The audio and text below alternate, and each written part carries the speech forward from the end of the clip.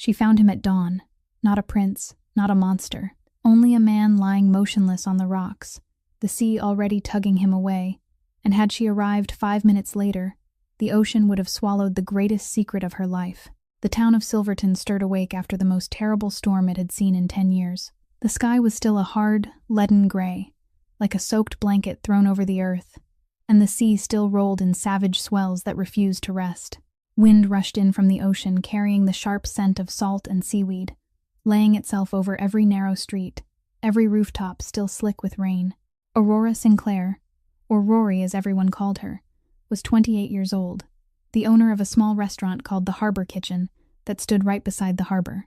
She rose before the sun had even broken the horizon, her dark brown hair hastily tied at the nape of her neck, her amber eyes still heavy with sleep, yet long accustomed to exhaustion after 4 years of living without enough rest. 4 years since Marcus had gone, leaving her alone with 2 small children and a mountain of debt. She pulled on the old coat that had belonged to her late husband, the one thing that still seemed to hold a trace of his warmth, then slipped into her worn rubber boots and made her way toward the sea. Every morning after a storm, Rory went to Miller's Cove, not to watch the sunrise, not to breathe in the clean air.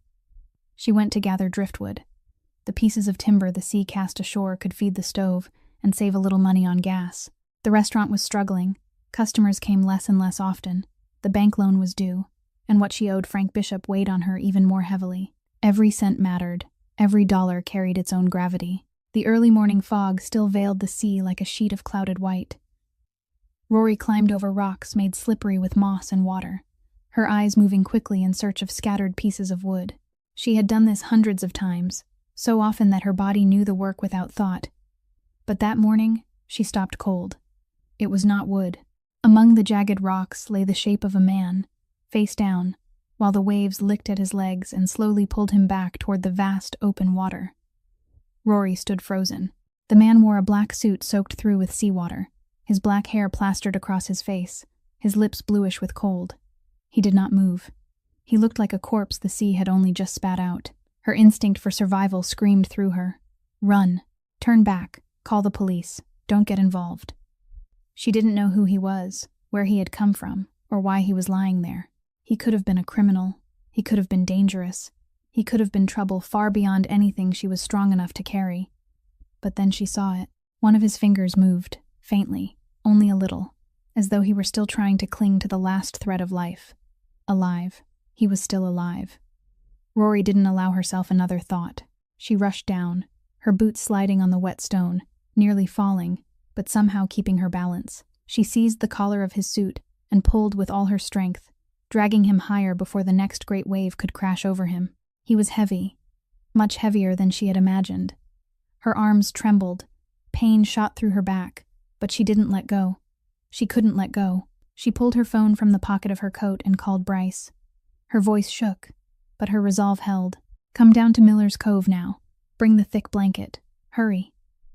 Bryce, 10 years old, Rory's eldest son, came running down only a few minutes later. When he saw the man lying across the rocks, his face went pale with fear and astonishment. Mom, who is he? Why is he lying here? Rory shook her head, her breathing still unsteady. I don't know. Help me get him up to the house. Rosie, 7 years old, her youngest, stood by the back door of the restaurant, her wide eyes fixed on her mother and brother as they carried a stranger past. Mom, what happened to him? Is he sleeping? It took everything the 3 of them had to get the man up to the small apartment above the restaurant, where they laid him down on an old sofa worn thin with age. Rory began checking his injuries with trembling hands. Bruises darkened his face, a deep cut at his temple still leaked blood, and one of his ribs seemed broken when she pressed gently against his side. These were not wounds from the storm, not from a fall. They were the marks of deliberate violence, of blows carefully dealt, of a fight this man had lost. She didn't call the police. In a small town like Silverton, one phone call meant all 2,500 residents would know before the sun had climbed high into the sky. And some strange instinct told Rory that this man needed to be hidden. He was running from something, or from someone. Rory sat beside the sofa and studied the face of the unconscious stranger. Angular, severe, the kind of features that looked as though they had been carved from stone, even in weakness, even beneath the bruises. This was not the face of an ordinary man. She didn't know what exactly she had brought into her home. It might have been trouble. It might have been danger. It might have been a storm even more devastating than the one that had swept through Silverton the night before. But she knew one thing, and knew it with absolute certainty. She couldn't abandon a man who was close to death, no matter who he was. If you want to know who this mysterious man is, and what will happen next, please press like to support this video. Don't forget to share this story with those you love, who are drawn to moving and heartfelt tales. And if you haven't subscribed to the channel yet, subscribe now so you won't miss the next episodes. 3 days.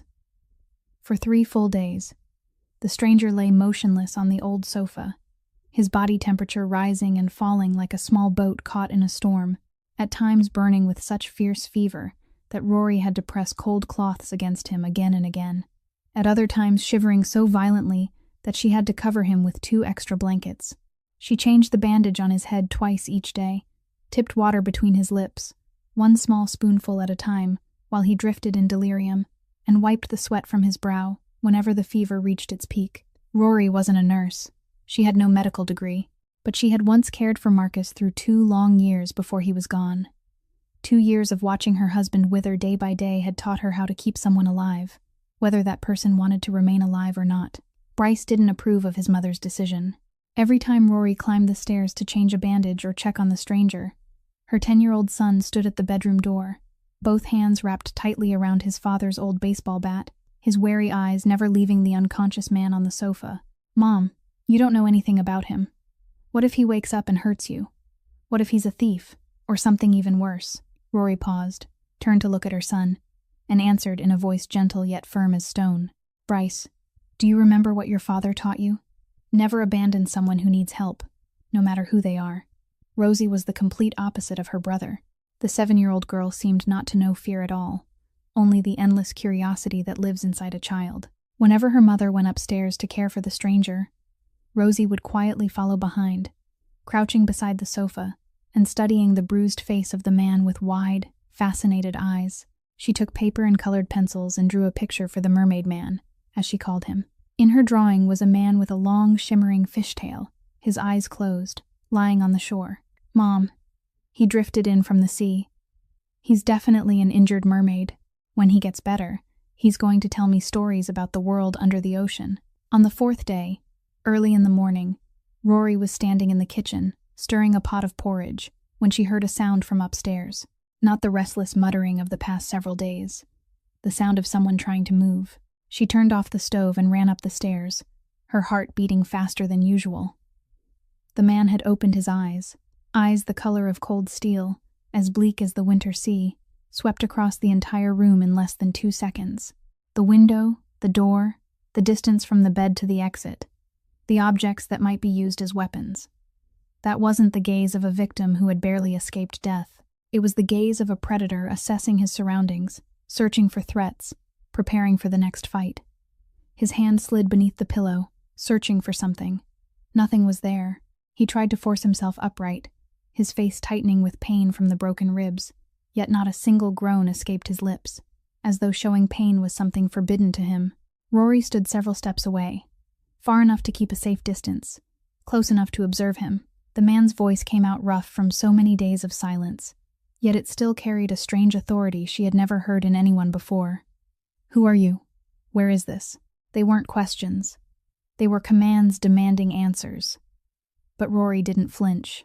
She had already faced her husband's death, a mountain of debt, and the burden of raising 2 children alone in a remote little town. One injured man who could barely stand wasn't enough to frighten her. "I'm Rory. I pulled you out of the sea 4 days ago, before the waves carried you away for good. This is Silverton. You were delirious for 3 straight days." Jasper studied the room more carefully. The furniture was old but clean. Children's scribbled drawings were taped to the walls, and the smell of hot porridge drifted up from downstairs. There was no sign of a man living in the house. No large shoes by the door, no man's coat hanging from the hooks, nothing at all to suggest that a husband or father was there. He tried to stand, but his legs trembled and refused to obey him, and he nearly collapsed to the floor.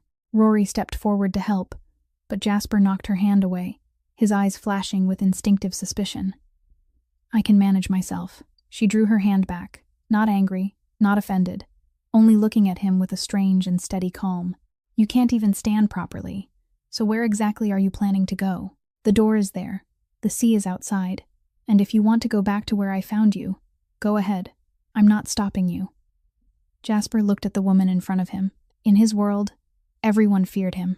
They trembled when they heard his name, lowered their heads when they stood before him, and did everything they could to please him. But this woman spoke to him as though he were nothing more than an ordinary man, a weak and injured stranger in need of help, not Jasper Kane, not the name that made the entire West Coast bow its head. Small footsteps sounded at the doorway. Bryce stood there gripping the baseball bat, placing himself directly in front of Rosie, who hid behind her brother's back. The 10-year-old boy was thin, nearly a full yard shorter than Jasper, but he stood straight, and the vigilance in his eyes was no less sharp than that of any trained bodyguard. "If you touch my mom, I'll hit you." Jasper looked at the child, 10 years old, all bones and angles, clearly no match for anyone. And still the boy stood there, ready to face a stranger twice his size to protect his family. Something twisted sharply inside Jasper's chest. He had once been that child, standing alone in the cold streets, facing a brutal world. The only difference was that he had no one to protect, and no one had ever stepped forward to protect him. Jasper sat back down on the sofa, not because his legs were weak, but because for the first time in 33 years of life, he didn't know what he was supposed to do next. There was no enemy to destroy, no deal to calculate, no one waiting for his orders. There was only a strange woman, 2 children staring at him as if he were some creature from another world, and a small room filled with the scent of hot porridge. Rory turned, walked to the little table beside the sofa, and set down a steaming bowl. "Eat. You need strength to recover." Then she took the hands of both children and led them down the stairs without looking back. Jasper watched them disappear beyond the doorway, then lowered his gaze to the bowl of porridge. A chipped ceramic bowl, plain white porridge, nothing remarkable at all. Yet he remained there, watching the steam rise from it, and wondering how long it had been since anyone had cooked a bowl of porridge for him. Jasper stayed, not because he wanted to, but because his body wouldn't allow him to leave. Every time he tried to stand, his broken ribs reminded him with pain that tore through his chest. The wound on his head still throbbed whenever he moved too quickly. Every step felt as though thousands of needles were driving into his flesh. Jasper Kane, the man who had once made the entire West Coast bow its head, now couldn't even make his way down the stairs without bracing a hand against the wall. He hated this weakness, hated the feeling of depending on someone else, but he had no other choice. That night, after the children's laughter had faded and the house had fallen silent, Rory came up to Jasper's room. She didn't knock. She pushed the door open and set a bowl of bitter medicine on the small table by the bed. Then she stood there, arms folded across her chest, looking straight into his eyes with a gaze that held not a trace of fear. "I don't know who you are. I don't need to know. But you're under my roof, eating my food, so you'll live by my rules." Jasper lifted an eyebrow. No one had dared speak to him in that tone for 15 years. No weapons in the house, no contact with anyone outside, and most important of all, don't do anything that frightens my children. Do you understand? Jasper looked at the woman standing before him, thin, worn, clearly carrying the weight of an entire family on her shoulders. And yet she stood before him without trembling. He gave a slow nod. "I understand." The days that followed passed in a rhythm Jasper had never known. Rory woke at 5 a.m, opened the restaurant, prepared ingredients, cooked, served customers, cleared tables, counted money, washed dishes, scrubbed the floor, and didn't close until 10 at night. The days blurred into a grueling cycle of labor that stretched from before dawn until well past midnight. Bryce came home from school and immediately tied on an apron, helping his mother carry food without needing to be asked. Rosie sat in the corner of the kitchen drawing pictures while she waited for her mother and brother to finish their work. Jasper lay in the small room, looking down at the restaurant through the window. He watched Rory move between the tables like a machine that didn't know how to tire. Watched Bryce carefully stack each plate into the cupboard. Watched Rosie run in and out with every new picture she finished. For the first time in 33 years of life, Jasper had time to do nothing. There were no meetings waiting for him, no enemies to confront, no life or death decision that demanded to be made. There was only himself, the small room, and the sound of the sea drifting in from far away. Rosie was the only one who wasn't afraid of Jasper. The 7-year-old burst into his room as though it were the most ordinary thing in the world, without knocking, without asking permission, simply pushing the door open and climbing onto the chair beside his bed. "Mr. Mermaid, do you hurt less today? Do you want to see the picture I drew?" Jasper looked at the child and didn't know how to respond. In his world, there were no children, no innocence, no naive questions asked for no reason at all. But Rosie didn't need him to answer in order to keep talking. She simply went on asking, as though this were the most important interview of her life. "What color do you like best?" "I like pink." "What about you?" "What do you like to eat?" "I like strawberry ice cream." "Do you have your own house?" "Where is your house?" "Do you have a baby? Do you have a wife?" Jasper answered with clipped bluntness, hoping she would understand and go away. "No, no, no, no, no." But Rosie didn't leave. She tilted her head, her round eyes fixed on him as though she were trying to solve a difficult problem. "Then that's so sad. Doesn't anybody love you at all?" Jasper went still. The question from a 7-year-old child pierced through every layer of armor he had spent 30 years building around himself. No one had ever asked him that. No one had dared. In his world, people asked him who he wanted killed, how much money he wanted to make, how far he wanted to stretch his empire. No one asked whether he was sad. No one cared whether he had anyone who loved him. He didn't answer. He only turned his face toward the window, pretending the question had never been spoken. Rosie gave a small shrug, seeming not to notice his reaction, placed a sheet of paper on the bed, and skipped out of the room. Jasper lowered his eyes to the page. A rough drawing in colored pencil, a man with a long bright blue fishtail, waves curling all around him, and above him a sun with a wide, laughing smile. In the corner of the picture were childish, misspelled words, but they could still be read clearly. "Get well, Mr. Mermaid. Rosie loves you." That night, Jasper couldn't sleep. He sat beside the window, looking out at the sea black as ink. The waves struck the rocky shore in a steady rhythm, like the breathing of some enormous creature sleeping in the dark. The lights in the restaurant below had long since gone out. Rory finally stopped only when her body threatened to give out, having pushed herself through a shift that left her with barely enough time to close her eyes before the cycle began again. The house had sunk into silence and shadow.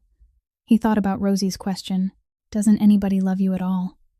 Jasper had everything the world longed for. More money than could ever be counted. Power that made people lower their heads. An empire stretched across the West Coast, but no one had ever asked what color he liked. No one had ever drawn a picture for him. No one had ever written crooked little words saying "Rosie loves you" for him. Jasper picked up Rosie's drawing, looked at the smiling man with the fishtail, looked at the cheerful sun above him, looked at the misspelled words that felt more sincere than anything he had heard in his life, and for the first time in many years, he asked himself whether he had ever truly possessed anything at all. By the second week, Jasper was recovering faster than any ordinary man. The wound on his head had healed. His ribs still ached, but he could walk normally again, even climb the stairs without needing to steady himself against the wall. His body had been trained over the past 20 years to endure, to survive, to rise every time it was knocked down. Yet he remained in the small house by the Silverton Harbor, not because he wanted to, but because Conrad Vance was hunting for him everywhere, and stepping outside now would be the same as laying his own head upon the executioner's block. Rory was beginning to notice things that didn't add up. She wasn't foolish. 4 years of raising children alone had taught her how to observe, how to sense when something wasn't right. Ordinary people didn't heal that quickly. Ordinary people didn't have eyes like that, cold and calculating, sweeping across every corner of a room as though measuring every hidden threat. And the old scars on his body that she had caught sight of by accident while changing his bandages, those weren't the kind left by a car crash or a fall from a bike. They were the marks of battles, of knives, of bullets, of deadly confrontations where survival had come at a price. That night, after the restaurant had closed and the children had fallen asleep, Jasper slipped quietly out of his room. He moved through the darkness on foot, avoiding the main roads lit by street lamps, threading his way through alleys he had spent an entire week studying and memorizing. The 5-mile walk to the neighboring town took him nearly 2 hours because he had to keep checking again and again to make sure no one was following him. His destination was the Anchor, a bar tucked away in a dark alley where people who preferred to stay out of the light often gathered. Reed Mercer was already waiting in the darkest corner of the bar, 37 years old, with a rough beard from several days without shaving, dark circles under his eyes from too little sleep and too much worry. When he saw Jasper walk in, his face seemed to flare with relief in the dimness. "Dear God, you're really alive. I thought you were dead."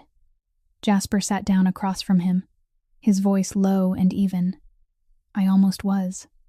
Tell me what's happening." Reed leaned forward, his voice dropping to a whisper as though even the walls might be listening.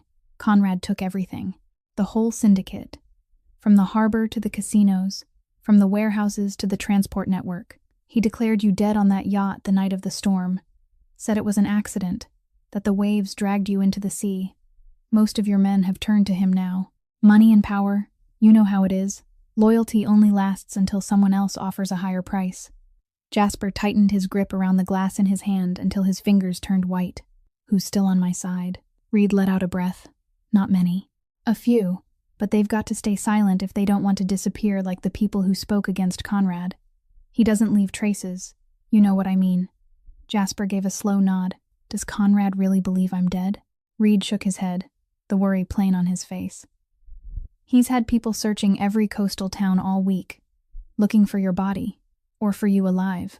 He checked hospitals, morgues, even questioned fishermen to see whether anyone had pulled a corpse from the water. He's the kind of man who never rests until he sees his enemy stop breathing with his own eyes." Jasper looked down into his glass, his voice cold as ice. "He won't find me. Not yet." Reed glanced around to make certain no one could hear, then continued.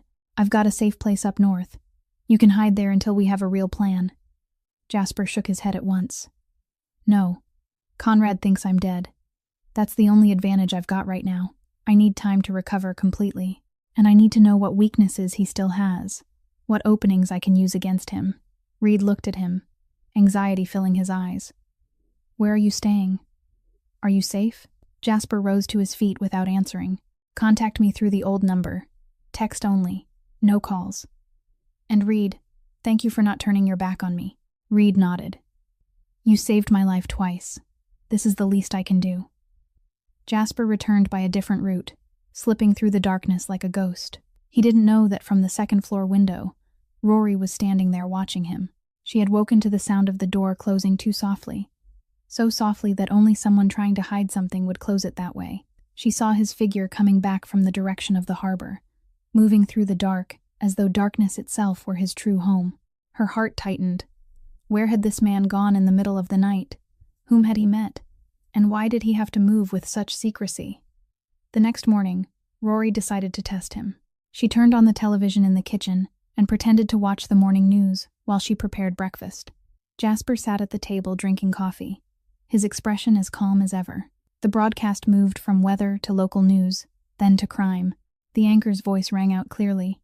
According to police sources, notorious crime boss Jasper Kane is believed to have died in an internal purge aboard a yacht 2 weeks ago. The Kane Syndicate, the largest criminal organization on the West Coast, is now in chaos as rival factions fight for control.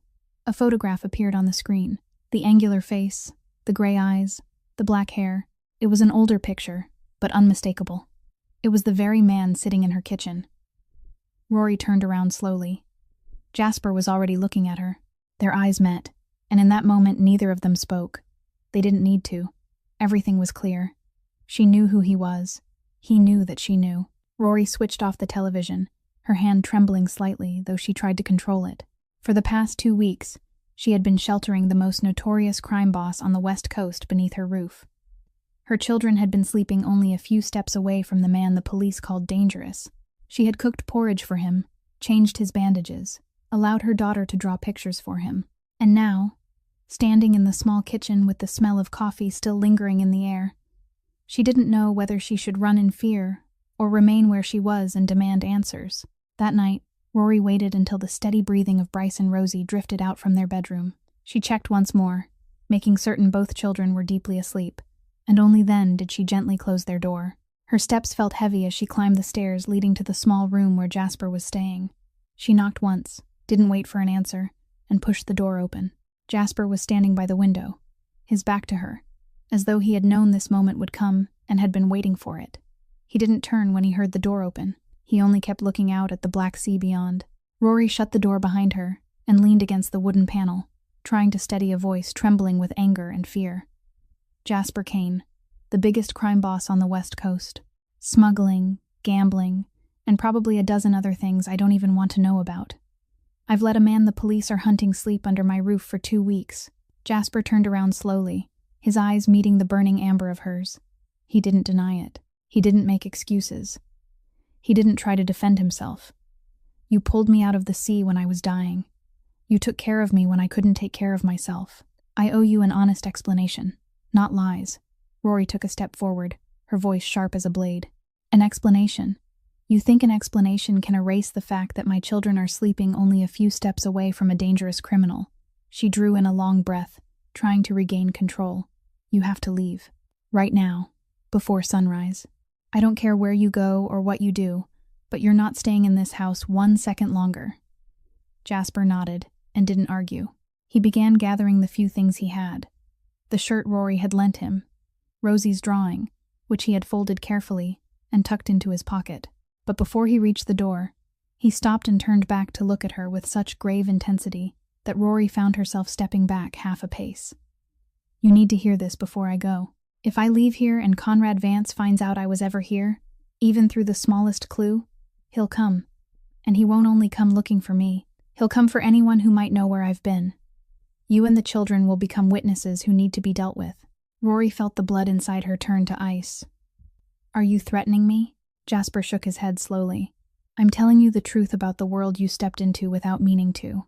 Conrad Vance is the man who pushed me into the sea that night. He took everything I had and declared me dead. But he doesn't believe it. He's been sending people through every coastal town looking for my body, or for me alive. He's the kind of man who never leaves loose ends. That's how my world works, Rory. Ruthless, and without exceptions. Rory stood motionless, realizing that she had wandered into a field of danger without ever knowing it. This wasn't simply about sheltering a criminal on the run. This was about becoming a link in an underground war she had never chosen to join. Throw him out now. Dangerous. Let him stay. Dangerous too. But at least if he remained here, she would know where the threat was, instead of letting it disappear into the dark and return at any moment. Jasper continued, his voice even, as though he were laying out the terms of a contract. I'll stay until I'm certain no one can trace me here. When everything is safe, I'll leave. And you and the children will never have to see me again. Rory looked at him, weighing every terrible choice in front of her. At last, she nodded, reluctant and helpless. Fine, but you'll follow every one of my rules. No contact with anyone, no going out alone, and you'll explain everything to me, from the beginning to the end, without hiding anything. They agreed on a story. Jasper would be a distant cousin from out of state, come to Silverton to help Rory with the restaurant because she was short-handed. It was simple. The kind of story no one would question. The kind no one would bother to doubt. In the days that followed, Jasper began working at the harbor kitchen like an actual employee. The results were disastrous. He waited tables and spilled water on customers. He made mistakes at the register so often that the customers themselves had to correct him. He washed dishes and broke 3 plates on the first day, then 2 more on the second. He wiped down tables slowly and awkwardly, as though he had never held a dishcloth in his life, because in truth, he hadn't. Jasper Kane had spent his entire life giving orders to other people, never once having to do such ordinary work with his own hands. Rory stood behind the register, watching the man who had once controlled an entire criminal empire struggling with a mop, and she couldn't decide whether she ought to be frightened or laugh out loud. Perhaps both. He looked hopelessly out of place in the small kitchen with its smell of seafood and the sharp hiss of oil in the pan, like a wolf trapped in a chicken coop, with no idea what to do except stay still and wait. But at least this wolf was trying to adapt, and that, though she didn't want to admit it, made her a little less afraid. While Bryce still kept his distance from Jasper, always watching him with guarded eyes whenever he passed by, Rosie was the exact opposite. The 7-year-old treated Mr. Mermaid as her own personal project. He was too sad. He didn't know how to smile. He needed someone to help him. And Rosie decided that she would be that person.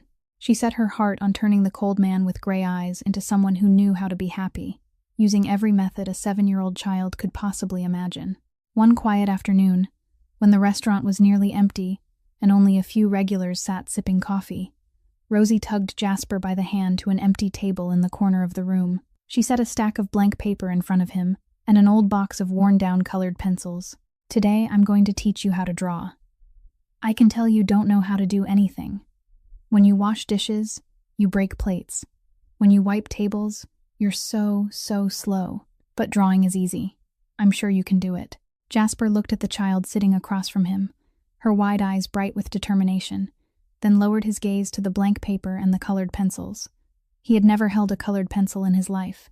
For 33 years, his hands had known only guns, knives, and million-dollar contracts, not innocent little drawings. Rosie began to instruct him, her voice serious as a real teacher's. First, you draw a house. A house is a square, and then there's a triangle roof on top. Then you draw the windows and the front door. After that, you draw the sun over here, and the sun has to have a smiling face. Okay, a sad sun is ugly. Jasper picked up a yellow pencil and began to follow her directions. The result was a disaster. The house looked crooked, as though it might collapse at any moment. The sun looked like a cracked egg, and the trees looked more like sticks stuck into the ground than anything living. Rosie tilted her head and narrowed her eyes, studying her student's work. That's really ugly. It's uglier than the pictures I drew when I was 3. Jasper looked at his drawing and couldn't argue. It really was ugly, but Rosie immediately broke into a grin and patted his arm to comfort him. But it's okay. Everybody draws badly when they first start learning. If you practice a lot, it'll get pretty. Keep trying. Jasper didn't know how to smile, but the corner of his mouth lifted ever so slightly. Such a small movement that even he didn't notice it. Rory was standing in the kitchen, stealing glances through the small service window that opened into the dining room. She watched the scene before her and didn't know what she was feeling. A notorious crime boss was sitting there drawing pictures with her 7-year-old daughter, being criticized by a child for drawing worse than a 3-year-old, trying to follow the instructions of a tiny little teacher. The world was strange, and Rory couldn't decide whether she ought to be worried or whether it was even stranger that some small part of her wanted to smile. That night, around 2 o'clock in the morning, a rustling sound came from the back door of the restaurant. Rory woke at once, the instinct of a single mother always sleeping in a state of alertness. She hadn't even had time to sit up before she saw a dark figure move across the hallway, silent as though it weighed nothing at all. Jasper. She held her breath, slipped quietly out of bed, and followed him. Jasper was standing by the window looking out into the backyard, a knife from the kitchen in his hand, moonlight falling across his face.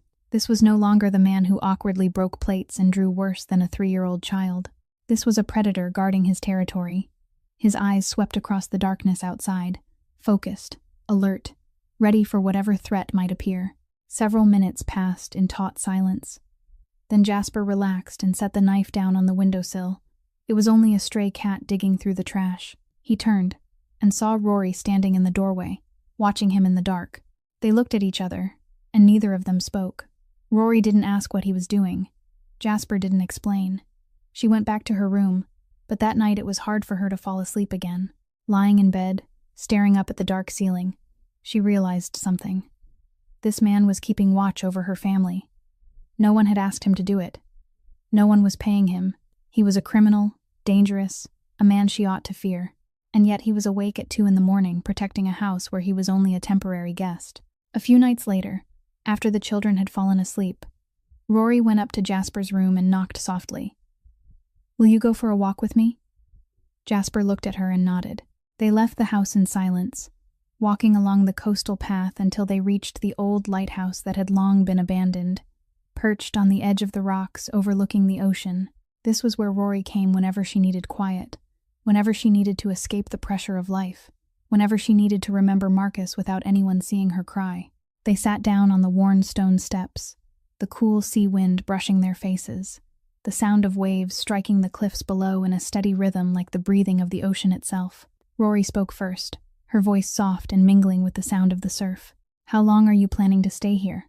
Jasper looked out across the Black Sea, moonlight painting silver streaks along the tops of the waves, until things settled down. Rory turned to look at him. "Settle down for you, or for my family?" Jasper was silent for a moment, then answered, "For both." Rory asked again, unable to stop the curiosity in her voice. "And after that, when things settle down, will you go back to your old world? Go on doing the things you used to do?" Jasper didn't answer right away. He kept looking out at the sea, at the line where the night sky met the water, and for the first time in his life, he admitted something he himself had never expected. I don't know. 3 simple words, but they carried a truth he had never spoken to anyone. For the first time in 33 years, Jasper Kane had no plan, no next move, no clear goal. There was only himself, the endless sea, and a future blurred beyond recognition. They sat beside each other until the moon sank below the horizon, saying very little, only listening to the waves and the wind. But something had changed that night. When they returned home, Jasper looked at Rory differently, no longer with the eyes of a man looking at the person sheltering him, but with the eyes of a man looking at someone he wanted to protect, even though he didn't understand why. A month passed, and life in Silverton gradually settled into a new rhythm. Jasper had grown used to waiting tables without breaking anything, had learned how to total the bills correctly, and even how to smile at customers, though the smile still looked stiff on him. Bryce still kept his distance, still watched him with the wary eyes of a child made old too soon. But at least the boy no longer gripped a baseball bat every time Jasper walked by. Rosie, meanwhile, treated him as her own private project of transformation, pulling him every day into drawing pictures, telling stories, teaching him songs she had learned at school. The little house by the harbor slowly took on a new rhythm of its own, strange and fragile, yet peaceful in a way none of them had expected. But on the other side of the West Coast, Conrad Vance had found no such peace. A month had passed, and the sea still hadn't returned Jasper Kane's body. No corpse had washed ashore. No fisherman had reported finding a dead man. No sign had appeared to prove that his enemy had truly died. Conrad began to lose his certainty. He knew Jasper, knew the brutal endurance of the man who had built an empire with his bare hands. If anyone could survive being thrown into the sea on a storm-filled night, it was Jasper Kane. And if Jasper was alive, then he was hidden somewhere, waiting for the moment to strike back. Conrad couldn't allow that to happen. 3 strange men appeared in Silverton on a bright, sunny morning. They wore expensive suits, drove a gleaming car the town had never seen before, and told everyone they met that they were investors interested in buying coastal property for tourism development. They went everywhere, into every shop, every diner, asking about life in town, about newcomers, about anything unusual that might have happened over the past month. The people of a small town were honest by nature, and before long, they had told the men nearly everything. Jasper recognized them the moment he saw them through the restaurant window. The way they moved, always keeping a triangular formation as they walked down the street. The way their eyes swept over the crowd, quick and methodical, as though searching for a target. The way they stood, backs always close to a wall or a post, eyes always toward the door, hands always resting where a weapon could be drawn in an instant. These weren't investors. They were trained men, Conrad's hunting dogs. At noon, the 3 men walked into the harbor kitchen. Jasper was in the kitchen, watching through the small opening into the dining room. He stepped deeper into the shadows, his heart pounding hard against his ribs, though his face remained calm. He studied every movement they made, every glance, every word. The man leading them was about 6 feet tall, with salt and pepper hair and eyes as cold as a dead fish. He raised a hand and called Rory over to the table. Nice restaurant. Good location, ocean view, plenty of room for development. Have you ever thought about selling? We're prepared to offer a generous price. Rory gave him a polite smile, her voice calm, not revealing a trace of worry. Thank you for your interest, but this is a family restaurant. My husband left it to my children. It isn't for sale. The man tilted his head, his eyes moving from Rory to the rest of the restaurant, as though searching for something. Your husband is gone then, so you live here alone with the children. No man around to help you. That must be difficult. Rory kept the smile on her lips and didn't waver. My cousin just arrived from out of state to help me. He's out making a delivery right now. The man nodded slowly, but his eyes kept sweeping the room, pausing at the kitchen door, at the staircase leading upstairs. Then he placed a business card on the table and stood. Think it over carefully. Sometimes a good opportunity doesn't come twice, and sometimes refusing isn't the wisest choice. Then they left, their expensive car gliding down the narrow street until it disappeared from sight. Jasper stepped out of the kitchen the moment they were gone, his face tight with tension. They'll be back. That was only the first pass. Just a test. Rory looked at the business card on the table, her hand trembling slightly as she picked it up. Who are they? Real investors. Jasper shook his head. Conrad's men. He's sending people through every coastal town, asking questions. Rory swallowed hard. So they know you're here. Not yet. But they're suspicious. And suspicion is enough to bring them back. That night, after the children had fallen asleep, Jasper quietly called Reed on the phone Reed had secretly sent him. His voice was low and urgent. Conrad's men showed up in Silverton, 3 of them, pretending to be investors. They're probing. On the other end, Reed was silent for a moment before answering. I'm gathering evidence on everything Conrad's done since you disappeared. He's made a lot of mistakes, but I need more time before I've got enough to bring him down. Jasper tightened his grip on the phone. We don't have any more time, Reed. If they come back, if they find me here, the people in this house will be in danger. That night, Rory lay in bed staring up at the dark ceiling. She could hear Rosie's soft breathing from the next room, hear Bryce turning in his sleep. These were the children she had spent 4 years trying to protect. Children who had already lost their father and should never have to bear one more piece of suffering. Without meaning to, she had drawn them into a war that wasn't hers, into a world she didn't understand and had no idea how to escape. But it was already too late to turn back. She knew only one thing. Whatever happened, she would protect her children at any cost. Conrad Vance wasn't an impatient man, but he also wasn't the kind of man who would wait forever. After the 3 hired men returned and reported that they had found no concrete trace of Jasper in Silverton, he decided to change tactics. He didn't need to find Jasper directly. He only needed to create enough pressure to force his prey into revealing itself. And Conrad knew exactly where to strike. At the people Jasper might be trying to protect. If Jasper was truly still alive and hiding in that small town, he wouldn't be able to sit still and watch others suffer because of him. That was Jasper's weakness, the one Conrad had always despised, that useless conscience no crime boss should possess. Frank Bishop, 52 years old, owner of the pawnshop and moneylender in Silverton, was the man who had loaned Rory the money to buy back the restaurant 5 years earlier. The loan wasn't large by city standards, but for a widow raising 2 children in a small town, it was an entire fortune. Rory had made every monthly payment on time for 5 years, never once late by even a single day. Frank had always been a decent man. He understood Rory's circumstances and had never made things difficult for her. But the week before, a stranger had come to see him with an offer he couldn't refuse, or more truthfully, didn't dare refuse. That morning, Frank Bishop walked into the harbor kitchen with an evasive look on his face, unable to meet Rory's eyes. He sat down at the table nearest the door, his hands clasped together, his thumbs turning around and around in nervous circles. Rory was wiping down a table, and when she saw him, she smiled and came over. "Mr. Bishop, it's been so long since you stopped by. What can I get you today? Coffee as usual?" Frank shook his head, his voice heavy. "No, Rory, I'm not here to eat or drink today. I need to talk to you about the debt." Rory stopped what she was doing, and the smile faded slowly from her lips.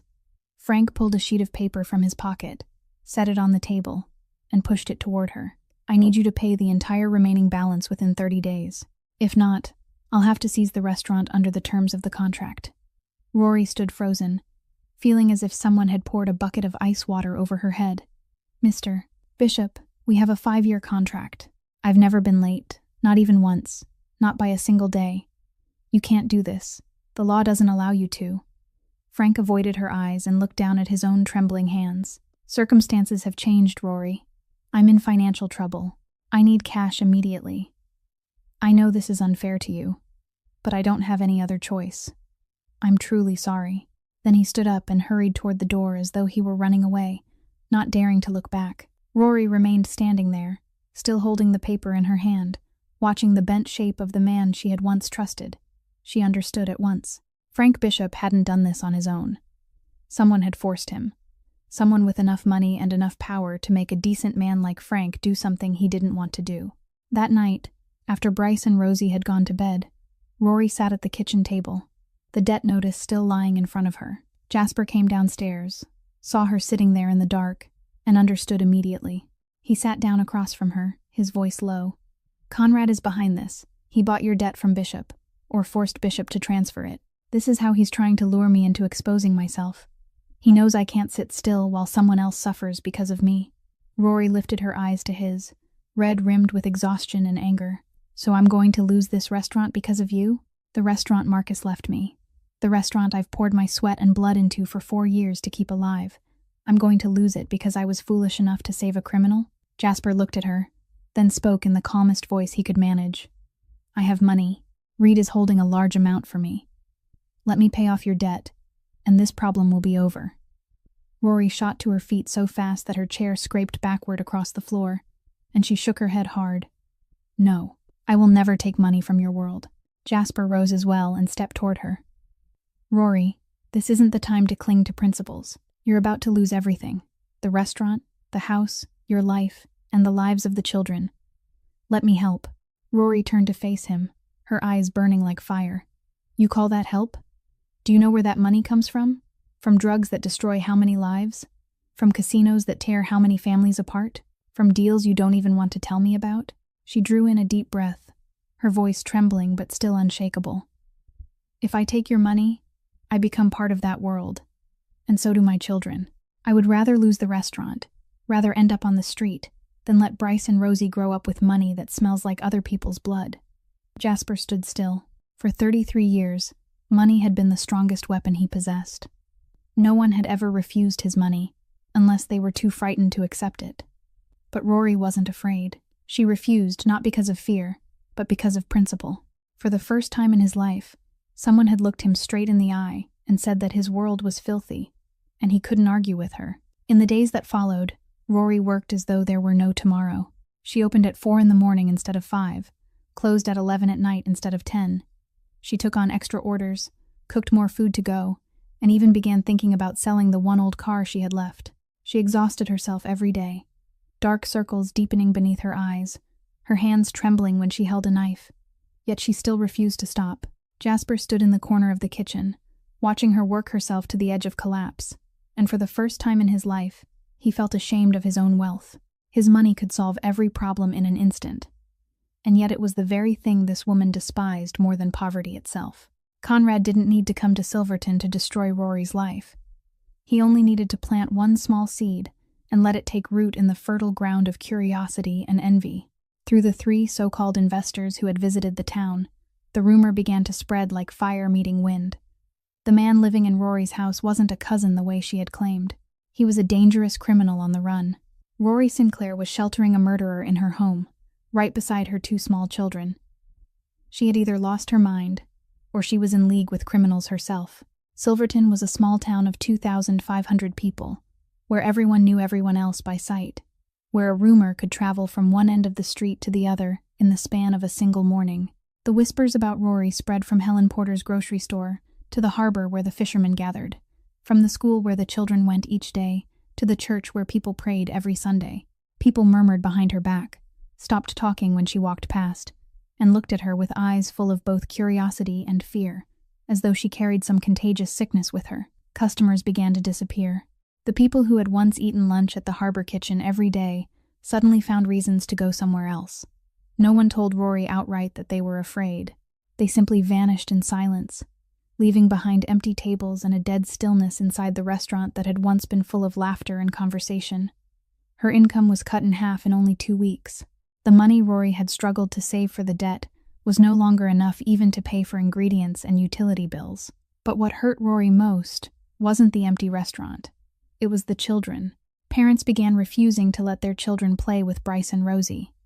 The children who had once been their friends suddenly avoided them as though they carried a plague. Rosie came home one afternoon with red, swollen eyes, tears streaming down her cheeks. "Mommy," Emma said, her mom won't let her play with me anymore. Emma said, "There's a bad man in our house." "I don't understand, Mommy. Mr. Mermaid isn't bad. He's nice. He draws pictures with me." Bryce was different. The 10-year-old boy didn't cry and didn't complain. He came home that afternoon with his shirt torn open, one eye bruised dark, his lips swollen. Rory ran to him in panic. "Oh my God, what happened to you? Who hit you?" Bryce clenched his jaw and wouldn't look at her. "It's nothing. I'm fine." Rory dropped to her knees and gripped her son's shoulders, her voice shaking. "Bryce, look at me.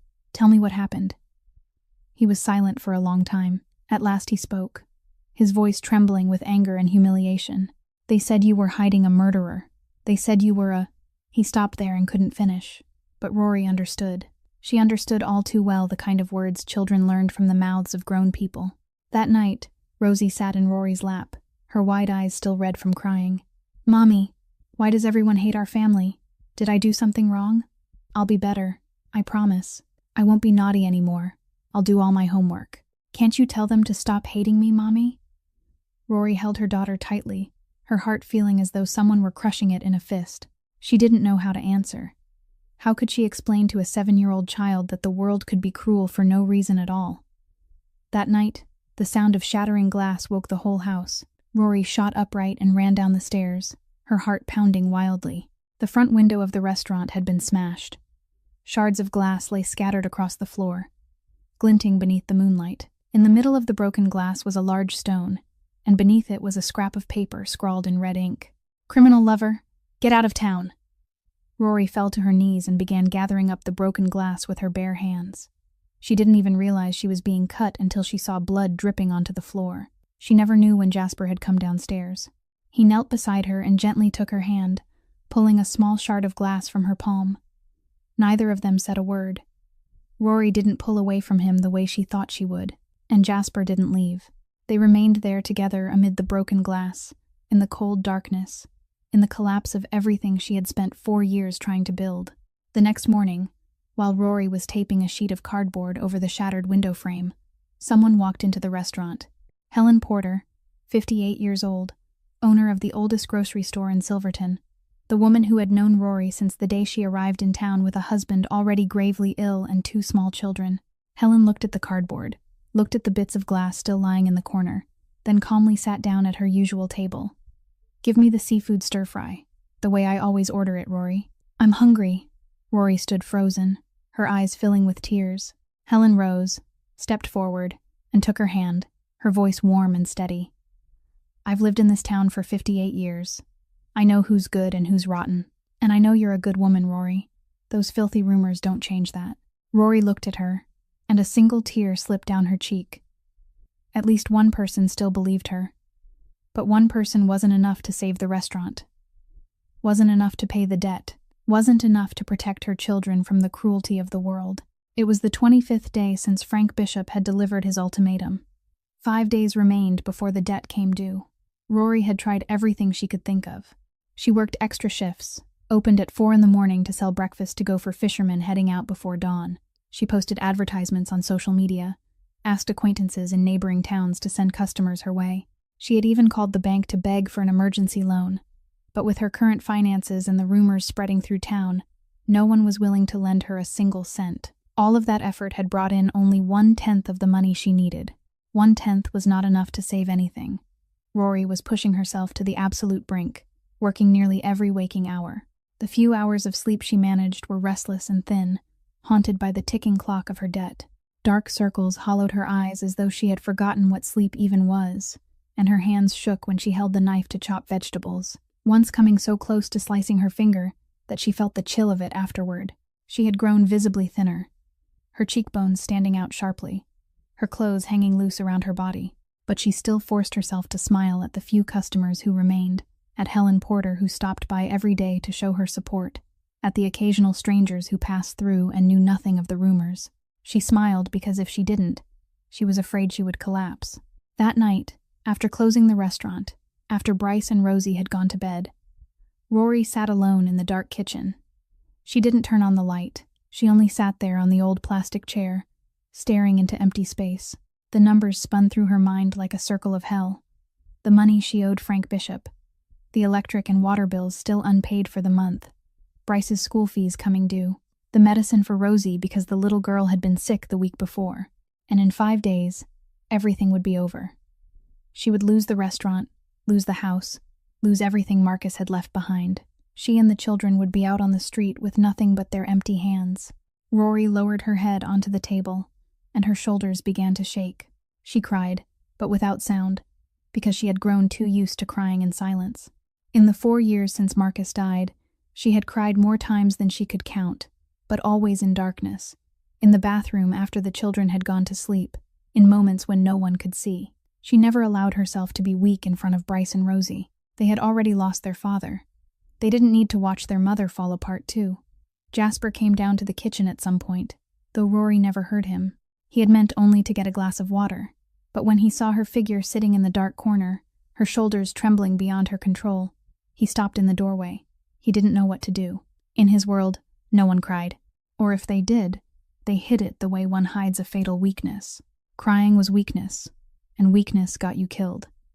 He had lived by that rule for 33 years, and never once had anyone cried in front of him like this. At last, after standing there in hesitation for some time, Jasper walked forward.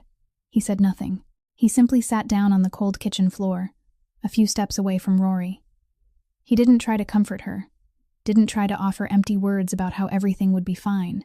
He was simply there, in the darkness, in the silence, a quiet presence she could hold on to. Rory spoke, her voice thick with tears and broken by sobs. "I can't lose this place. It's all Marcus left for me and the children. He worked his whole life for it. If I lose it, then I've failed him. I won't have anything left to give Bryce and Rosie. I won't have anything at all." Jasper looked at her, and when he spoke, his voice was lower and warmer than she had ever heard it before. "You won't lose it." Rory lifted her head, her eyes red and swollen, and gave a bitter laugh. "Easy for you to say. You have money, power, everything. You don't know what it feels like to stand on the edge of a cliff with nothing in your hands." Jasper was silent for a long time, looking down at his own hands that had done too many things he did not want to remember. Then he spoke, his voice lower than usual, as though he were opening a door he had kept locked for years.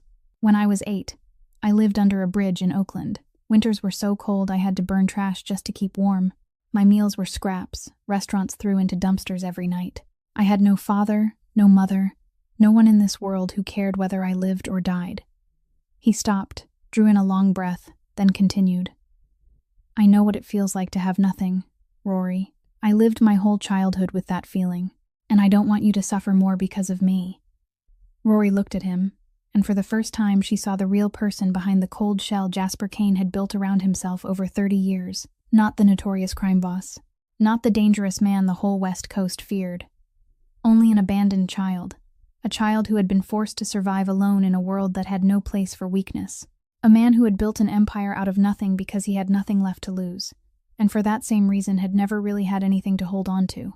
Jasper spoke again, his voice softer now, almost pleading. "Let me help. Not because the money is clean or dirty, but because you are the first truly good person I have met in my life who didn't ask anything from me. You saved me when you didn't know who I was. You took care of me when you could have left me to die. You deserve to be helped." Rory looked at him, her eyes still shining with tears. She shook her head, but her voice had softened, no longer carrying the sharp edge it had before. "I can't accept it, Jasper, but thank you. Thank you for being here." They sat together in the dark kitchen until the first pale strands of dawn slipped through the window. Neither of them said anything more. They didn't need to. The wall Rory had built between them, the wall of suspicion and distance, had begun to crack in that darkest of nights. After that night in the dark kitchen, Jasper lay in bed, but couldn't sleep. He stared up at the ceiling while the images kept turning over and over in his mind. Rory, with her head bowed, crying in the dark. Bryce coming home from school with a blackened eye. Rosie asking her mother why no one would play with her. The shattered window. The scrap of paper scrawled in red ink. All because of him. All because he had brought disaster into the life of a family that had never deserved to carry such a burden. Jasper made his decision. This was his fault. Rory stood on the edge of losing everything because she had saved him. The children were isolated, bullied, all because of him. The whole town had turned its back on the restaurant because of him. There was only one way to save them. Only one thing he could do. He had to leave. He would leave a trail that would draw Conrad away from Silverton, so that Conrad would chase him instead of continuing to squeeze Rory. Once he was gone, everything would quiet down. The rumors would die.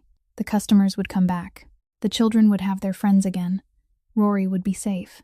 That night, after making certain everyone was asleep, Jasper sat down at the small table in his room, took out a sheet of paper and a pen. The hand that had grown used to holding a gun, used to signing contracts worth millions of dollars, now trembled as it held the pen to write the simplest of words. He wrote slowly, weighing every sentence, as though he were writing his own last testament. "Rory, by the time you read this, I will already have left Silverton. You saved my life without knowing who I was, and I can't sit here and watch you lose everything because of me. Conrad will come after me, not you. Once I'm gone, things will settle down, and you will have peace again. I'm sorry for all the trouble I brought to you and the children. And thank you for showing me what a family is, even if only for a short while. Keep living, Rory. For Bryce. For Rosie. Because you deserve a more peaceful life than anyone I have ever known. Jasper. He folded the paper, quietly stepped into Rory's room, and slipped the letter beneath her pillow. He stood there for a moment, looking at her sleeping in the dim moonlight that filtered through the curtain. Her face was more peaceful in sleep, free from the lines of worry that usually lived there. He wanted to remember that image, wanted to carry it with him, like one beautiful thing inside the darkness of his life. Then he turned away, moved silently down the stairs, pulled on his old coat, and picked up the small bag holding the few things he owned. He headed for the back door, his footsteps so light they seemed to have no weight at all. Jasper opened the door and stopped cold. Bryce was standing right in front of him in the darkness, gripping the familiar baseball bat, his eyes red as though he had been crying. The 10-year-old boy looked at him, his voice trembling. "You're really going to leave, aren't you?" Jasper let out a long breath and crouched until he was level with the boy's eyes. "Bryce, I have to go. If I stay here, I'll only bring more trouble to your family. Your mother is about to lose the restaurant. You and Rosie are getting bullied. The whole town has turned against your family. All because of me. If I leave, things will get better." Bryce shook his head, his voice catching in his throat. "If you leave, Mom will cry." Jasper looked at the boy, his own voice gentler than he would ever have thought possible. "Your mother is strong. She'll be all right." Bryce stepped forward and stood directly in front of Jasper, small and thin, but not backing down. "Mom doesn't cry in front of me. She thinks I don't know. But I know. Every night, after me and Rosie go to sleep, she goes into the bathroom and cries. I hear it. I hear all of it. Ever since Dad died, she's cried alone like that every night." Jasper fell silent, feeling as though someone had just struck him hard in the chest. Bryce went on, his voice still shaking but resolute. "But this past week, I haven't heard her cry anymore. I heard her laugh. Laugh with you. Laugh when you broke plates. Laugh when Rosie taught you how to draw. I can't remember the last time she laughed like that. Maybe not since Dad was still alive." Jasper stood there as though nailed to the floor, unable to move. Bryce looked straight into his eyes, with the gaze of a 10-year-old child who had been forced to grow up too soon, forced to carry burdens no child should ever carry. "I hate you. You brought trouble to my family. Because of you, I got beaten up. Because of you, Rosie's friends stay away from her. Because of you, Mom is about to lose the restaurant." The boy stopped, swallowed hard, then continued in a choked voice. "But don't make her cry anymore. Please." Jasper looked at the child standing before him, a thin, fragile 10-year-old boy, yet one who was using every bit of strength he had to protect his mother and little sister. And in him, Jasper saw himself from 25 years ago, a child abandoned, alone against a cruel world, with no one standing beside him. The only difference was that Bryce had a family to protect, while Jasper back then had nothing but darkness and loneliness. Jasper set the bag down on the floor. He wasn't leaving anymore. Jasper closed the door again, the small bag still resting at his feet. He sat down on the worn wooden step and looked out into the pitch-black night beyond. Bryce was still standing there, wary, gripping the baseball bat tightly, as though afraid that if he blinked, Jasper would disappear. Jasper patted the empty space beside him. "Sit down here." Bryce hesitated for a moment, then slowly sat beside him, still holding the bat, still keeping a cautious distance. They sat in silence for a long while, with only the sound of the sea drifting in from far away and the wind moving through the trees. Then Jasper spoke, his voice low and slow, as though he were speaking more to himself than to the boy. "I'm not a good man, Bryce. I've done a lot of things in my life that you wouldn't like if you knew about them. Things I'm not proud of either." Bryce looked at him, his eyes still red from crying, but his gaze steady. "But you haven't hurt my mom. You haven't hurt me or Rosie." Jasper turned to look at him, a little surprised. "The world isn't that simple, kid. It isn't always possible to divide people clearly into good and bad. Sometimes the same person can be a monster to one person and a protector to someone else." Bryce nodded slowly, as though trying to understand something larger than his years. "My dad used to say something like that too. He said life isn't black and white, only shades of gray." Jasper was quiet for a moment. then asked in a softer voice, more curious than before. "Tell me about your dad." It was the first time Mia's coming into this house that he had asked about the man who had died, the man who had left an emptiness inside this small family. Bryce stared into the distance, his eyes fixed on someplace far away, sometime far away. He began to speak slowly, each word careful, as though opening a treasured album of memories. "My dad was the best man I ever knew. He worked so hard. Some days he'd leave early in the morning and not come home until it was already dark. But he never yelled at Mom or at me and Rosie. He always smiled, always told funny stories. Every night before bed, he told fairy tales to me and Rosie. No matter how tired he was." Bryce stopped, swallowed hard, then went on. "When Dad got really sick, he never complained. He knew he was dying, but he didn't cry. He only worried about Mom and us. He told me a lot of things I didn't understand back then, but I understand now." The boy's voice tightened. "Before Dad died, he held my hand. He looked at me and said, 'You're the man of the house now, and I need you to be strong, to protect your mom and your little sister for me.' I promised him. I promised I would protect Mom and Rosie." Jasper looked at the 10-year-old boy sitting beside him, a child thin and fragile by any physical standard, yet carrying the responsibility of a grown man on his shoulders. "You're doing a good job." Bryce shook his head, his eyes wet. "No, I'm not as strong as Dad. I'm scared, Jasper. I'm scared of a lot of things. I'm scared of losing Mom the way I lost Dad. I'm scared I won't be able to protect Rosie. I'm scared that one day we'll end up out on the street. I'm scared everything will fall apart and there won't be anything I can do." He lowered his head, his shoulders trembling. "I hate feeling helpless. I hate just standing there watching Mom wear herself out every day and not being able to do anything." Jasper placed a hand on Bryce's shoulder, the first touch between them since he had come into the house. The boy flinched, but he didn't pull away, didn't shove him off. "Listen to me, Bryce." Jasper's voice was gentler than the boy had ever heard it. "You don't have to be strong by yourself. No one can be strong by themselves. Not even grown-ups. Not even men like me. That's why family exists.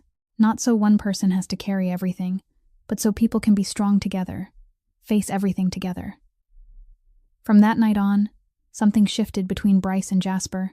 Not friendship, not father and son, but something new. Something that was taking shape little by little. In the days that followed, Jasper began teaching Bryce how to defend himself. Not how to fight, not violence, but how to protect himself the right way. If someone threatens you, you don't have to fight them. Fighting is the last choice, never the first.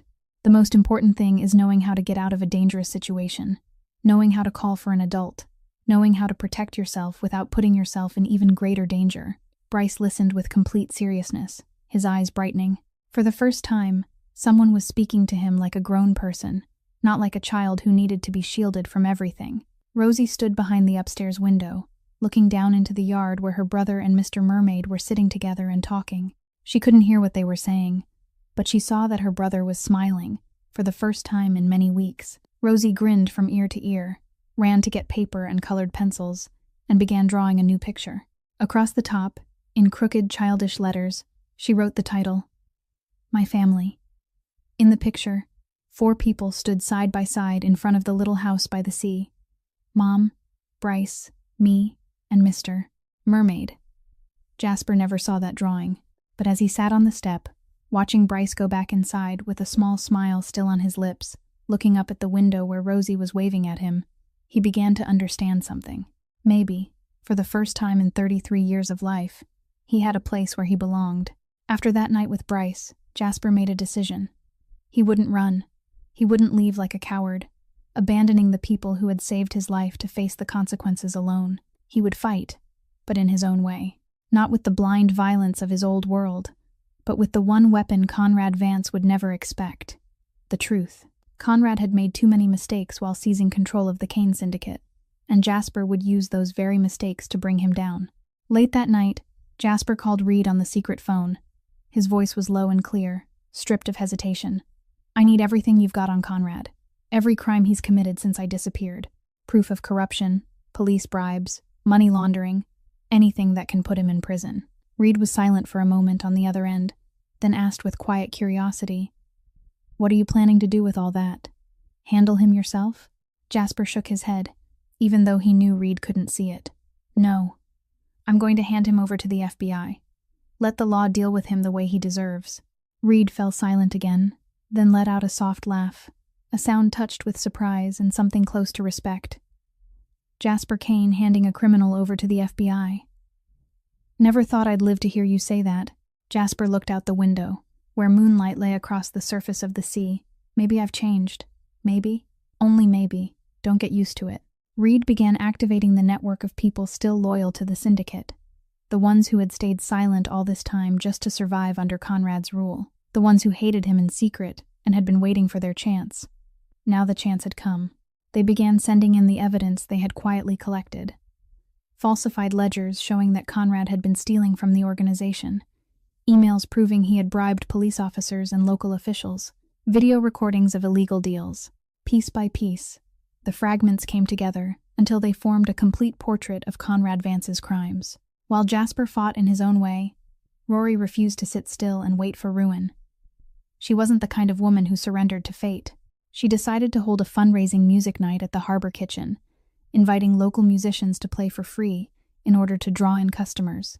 Helen Porter, the owner of the grocery store, took it upon herself to spread the word. She went all over town, knocking on doors, speaking with the people she knew. I've lived in Silverton for 58 years. I've known Rory since the day she arrived with a husband already gravely ill and 2 small children. She's a good woman, a hard-working woman, a woman who has done everything she can to provide for her family. Don't believe these baseless rumors. Come and support her. The music night was held on a Saturday evening. It wasn't as crowded as Rory had hoped, but neither was it as empty as she had feared.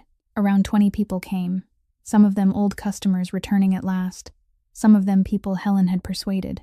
They filled a few tables, listened to the music, ordered food and drinks, and for the first time in many weeks the restaurant glowed with light again instead of sitting in silence and darkness. It was enough to give Rory a little hope, enough to make her believe that not everyone had turned away. Jasper helped her in the only way she could accept. Not with the dirty money of the underworld, but with labor, with sweat, with his own hands. Every night after the restaurant closed and the children had gone to sleep, he quietly repaired the things Rory couldn't afford to hire someone else to fix. The leaking pipe in the kitchen, the door hinge that groaned every time it opened, the gas stove with its uneven flame that made cooking harder than it had to be. One by one, he fixed them in silence, telling no one. At 3 o'clock one morning, Rory woke to the sound of movement in the kitchen. She came downstairs, worried, and found Jasper lying flat beneath the gas stove, a wrench in his hand, a flashlight strapped to his head. "What are you doing?" Jasper didn't look up. He kept tightening a bolt. "Paying you back, in the only way you'll let me." Rory stood in the doorway of the kitchen, looking at the man who had once controlled an entire criminal empire now stretched out on the cold kitchen floor, his hands smeared with grease, sweat gathered across his brow. She smiled, and for the first time in many weeks it was a real smile, not a forced one. She lowered herself beside him, her knees touching the cold floor. "Need any help?" Jasper looked up at her, eyes meeting amber eyes in the weak glow of the flashlight. "Hold the flashlight for me. I need to see this valve clearly." They repaired the stove together until the first light of dawn slipped through the window. They didn't talk much. They simply worked side by side in an easy silence, exchanging only the occasional short remark about what needed to be done. And when the gas stove finally burned evenly again, Rory made 2 cups of hot coffee, and they sat beside each other on the back step, watching the sun rise over the sea. Outside the little house by the shore, Conrad Vance was tightening the noose, preparing for his final strike. But inside, a family was taking shape in the dark, built out of the broken pieces of people who had once believed they had already lost everything. On the final day before the debt came due, Conrad Vance lost what little patience he had left.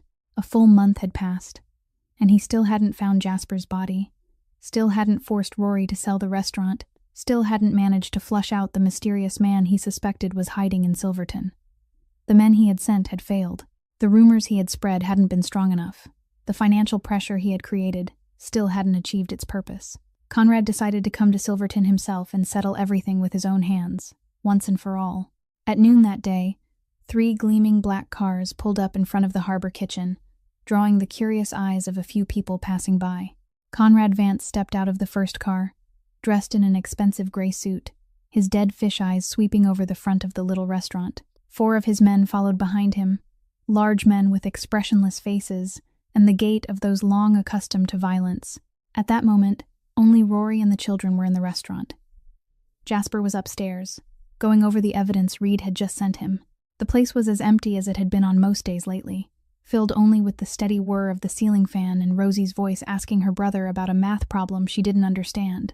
Conrad pushed the door open, and the bell above it gave its cheerful little ring to announce a customer. Rory stood behind the register, and her heart began to pound the moment she saw the group. But her face remained calm. The survival instinct of a single mother, who had lived through years of hardship, told her at once that this was real danger. Bryce and Rosie were sitting in the corner of the kitchen doing their homework, not yet aware of what was happening. Conrad walked up to the counter and pulled out a chair, sitting down as though the place belonged to him, as though he had the right to do whatever he pleased there. He smiled, though the smile never reached his cold eyes. "Rory Sinclair, I've heard a great deal about you. The strong widowed woman raising 2 children on her own while carrying an entire restaurant on her back. Admirable, really." His eyes swept around the room. "Nice restaurant. Shame it won't belong to you much longer." Rory didn't step back, didn't let her voice shake. "Who are you? What do you want here?" Conrad tilted his head, amusement flickering across his face. "Direct. I like that. Fine, then I'll be direct too. I know he's here. Jasper Kane. Hand him over to me, and I'll erase all your debt. Principal, interest, everything. You'll be free to go back to your life as though none of this ever happened." Rory looked straight into his eyes without blinking. "I don't know who you're talking about. It's only me and my 2 children here." Conrad leaned his head slightly to one side, and the smile on his mouth widened. "You're brave. I've always liked brave women." He made a small motion with one finger, and one of his men began to move slowly toward the kitchen corner, where Bryce and Rosie were sitting. Bryce lifted his head, his eyes widening when he saw the large man walking toward him and his little sister. Rory moved faster than she had ever thought possible. She rushed forward and planted herself between Conrad's man and her children, her voice cold as steel, cold as ice, sharp as a blade. "Touch my children, and I swear you won't walk out that door again." Her amber eyes were blazing now, no longer the eyes of a worn-out and desperate woman, but the eyes of a tigress standing over her cubs.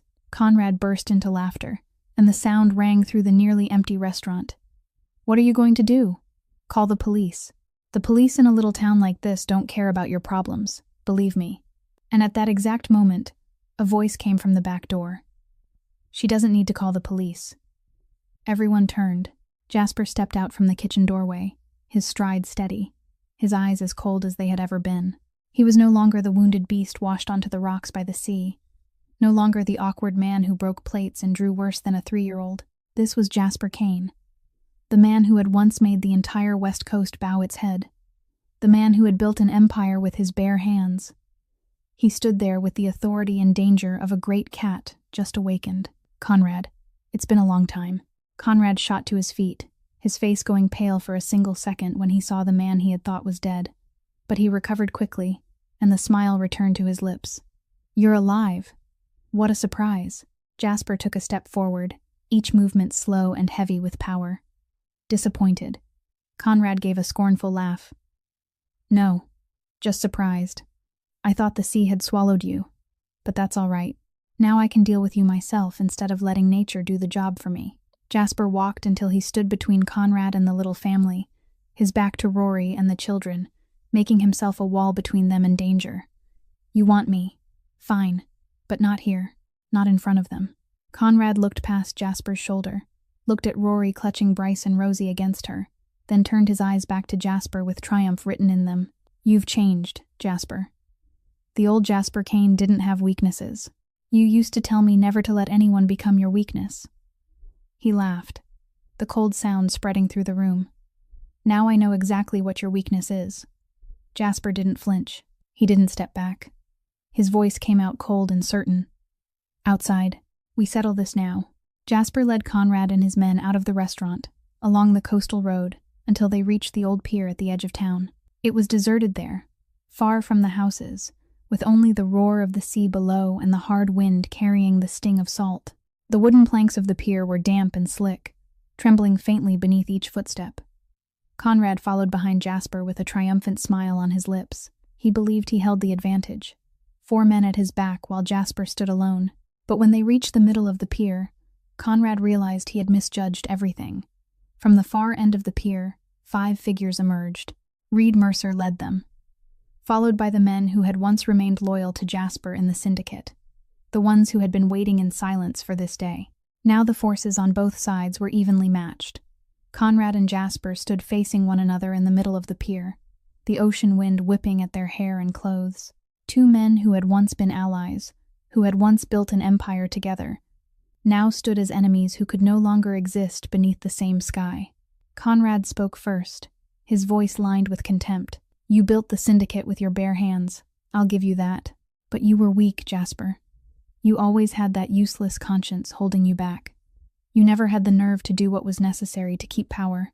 I did." Jasper looked at him with eyes the color of cold steel. "You call that nerve? I call it greed, betrayal. Stabbing in the back the man who trusted you." Conrad laughed, the sound mingling with the crash of the waves. "You were already dead, Jasper. To everyone, you died on that stormy night. The syndicate is mine now. The money is mine. The power is mine. Everything you ever had belongs to me now. You have nothing left." Jasper stood there, strangely calm. "You're right. You took the syndicate from me. Took the money. Took the power. Took everything I once thought mattered." He paused, his eyes turning toward the distance, toward the little restaurant that was waiting for him. "But you also gave me something. Something you never expected." Conrad lifted an eyebrow, curious despite himself. "What?" Jasper turned back to face him, and for the first time there was something else inside those cold eyes, something Conrad could not understand. A reason to live. A family. Conrad burst into laughter, the sound carrying across the open water. "A family. Those little children, and that widowed woman. That's what you're fighting for. You used to be Jasper Kane, the most feared crime boss on the West Coast, and now you're fighting for a family." Jasper nodded, his voice certain and unwavering. "That's why I'm going to win." Conrad jerked his chin in a signal, and his men charged at once. The fight exploded across the wet pier beneath the howl of the sea and the shriek of the wind. Reed and Jasper's loyal men met them head-on, fists and shouts cracking through the salt-heavy air. The fight didn't last long, but it was fierce. On the slick wooden boards of the pier, the men hurled themselves at one another with every ounce of strength they had. In the end, only Jasper and Conrad remained standing face to face. Conrad's men had been beaten down or restrained.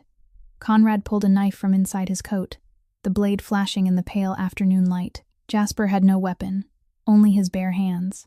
But he had survived on the streets since he was 8 years old, had fought to stay alive with nothing at all in his hands. He knew how to face a man with a knife. Conrad attacked, the blade slicing through the air. Jasper dodged, stepped back, waited.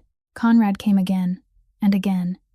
Each time Jasper avoided the strike, each time searching for the opening. And at last, when Conrad exposed one moment of weakness, Jasper struck. One blow to the wrist sent the knife spinning away. One sweep of the leg knocked Conrad off balance, and Conrad crashed onto the soaked boards of the pier. Jasper pinned him down, his hand closing hard around Conrad's throat. Conrad thrashed beneath him, his face turning purple, his eyes bulging from lack of air. Only a few seconds more, and Jasper could have ended everything. Ended the man who had betrayed him, the man who had tried to kill him, the man who had threatened the people he loved.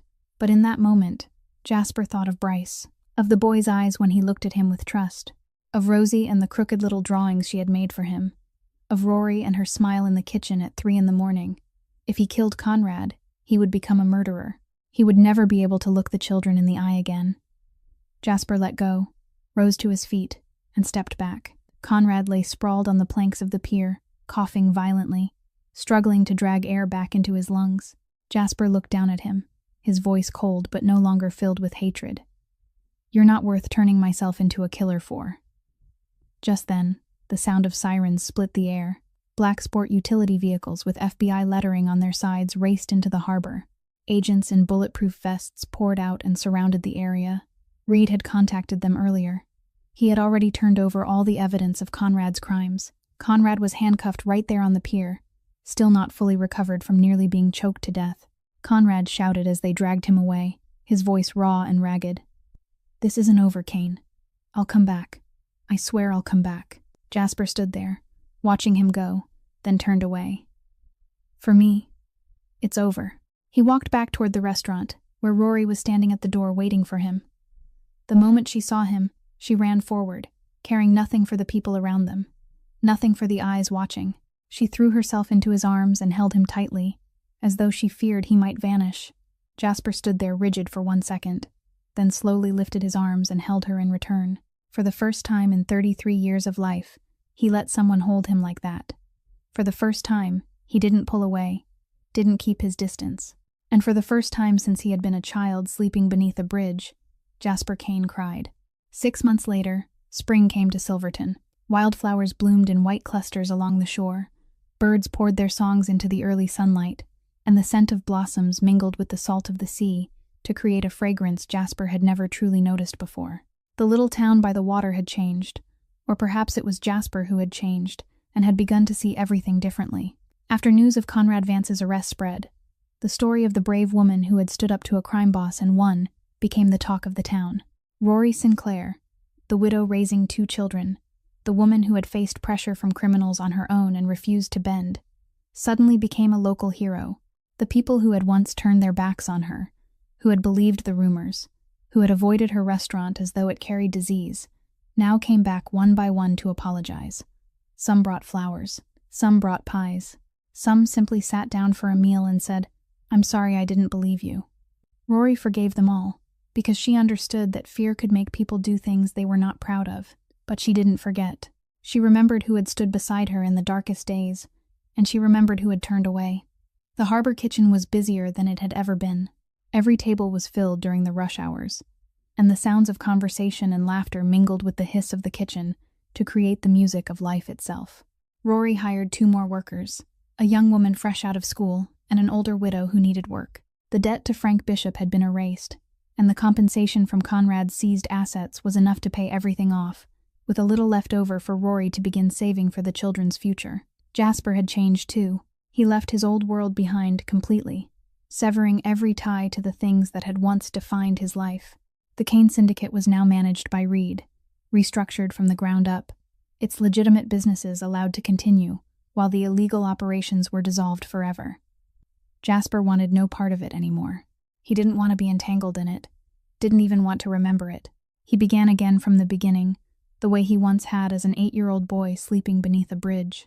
He opened a small boat repair shop right beside the restaurant, in the old storage building Rory had no use for. He was no longer the notorious crime boss, no longer Jasper Kane of the West Coast. He was simply Jasper, the man who repaired boats. He woke at 5 in the morning and worked with his bare hands, the smell of fresh wood and varnish clinging to his skin. He repaired old fishing boats for the local fishermen at fair prices, and little by little people began to know him not for his dark past, but for his skill and for the steadiness of his work. One evening, Jasper and Bryce were in the workshop, repairing the engine of an old fishing boat. Bryce stood beside him, handing over tools whenever Jasper asked, the way the boy had done many times over the past months. The workshop was warm with the light of a yellow lamp and the familiar smell of machine oil.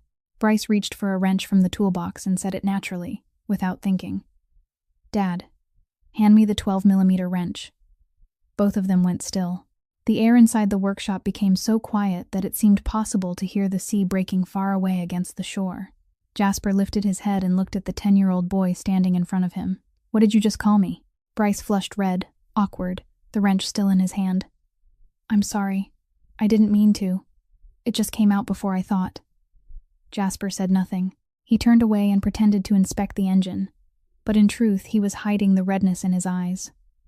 After a moment, his voice came out, a little rough, as though something were lodged in his throat. "Then hand your father the 12mm wrench. What are you standing there for?" Bryce stood there with his eyes suddenly bright. He handed Jasper the wrench, and they went back to work in silence. But it was a different kind of silence now, warm and full of meaning. Rosie, meanwhile, had been calling Jasper Dad for a long time already, as naturally as though it were the most obvious thing in the world. For a 7-year-old girl, Jasper had become Dad from the moment he sat down and drew pictures with her, from the moment he let her teach him how to hold colored pencils, From the moment he endured her endless questions day after day, it was that simple. Children didn't need complicated reasons in order to love. Rosie drew a new picture, the best one she had ever made. 4 people stood side by side in front of a little house, with the blue sea behind them and a smiling sun above. Mom with her brown hair, Dad Jasper with his kind eyes, Bryce with his baseball bat, and me in my flowered dress. At the bottom of the picture, in crooked letters full of pride, she wrote, "My home." Jasper hung the drawing in the workshop, right beside his tools and the boat designs. It was the most honored place he could think of, the place where he could look at it every day while he worked. He stood there looking at the picture, his hands still carrying the scent of wood and machine oil. He had once possessed everything, more money than could ever be counted, power that made people lower their heads, an empire stretched across the West Coast.